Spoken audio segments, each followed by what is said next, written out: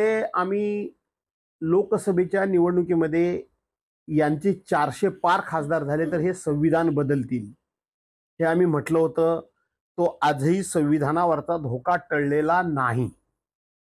2024ला जर ह्यांना 400 खासदार जनतेने निवडून दिले तर ही देशातली शेवटची निवडणूक ठरू शकते हे आम्ही लोकांना सांगितलं होतं.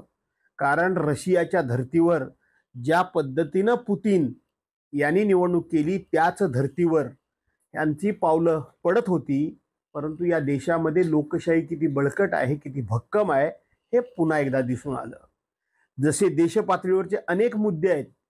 चायना यानं देशामध्ये आपल्या किती एंट्री केलेली आहे, आतमध्ये किती चायना घुसलाय हे बोलत नाही आहेत.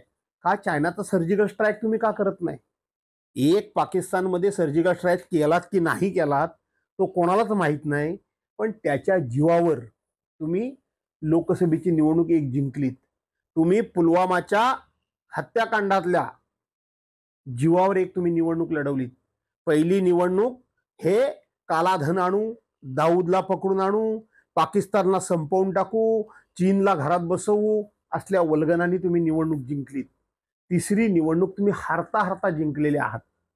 त्यामुळं तो परिणाम उद्याच्या विधानसभेच्या निवडणुकीमध्ये होणारच आहे. आणि त्याचबरोबर राज्यामध्ये या तिघांनी, राज्याचे मुख्यमंत्री एकनाथराव शिंदे, उपमुख्यमंत्री देवेंद्र फडणवीस आणि दुसरे उपमुख्यमंत्री अजित पवार यांनी राज्यामध्ये अक्षरशः हैदोस घातलेला आहे. अक्षरशः हैदोस घातलेला आहे. आणि म्हणून ती जनता उघड्या डोळ्यांनी बघतीये. त्यामुळं या निवडणुकीमध्ये लोकच यांना कुठल्याही परिस्थितीमध्ये घरी बसवतील हे मी तुम्हाला आजच सांगतो. रत्नागिरी 24 न्यूज चॅनलला आताच सबस्क्राइब करा आणि शेअर करायला विसरू नका.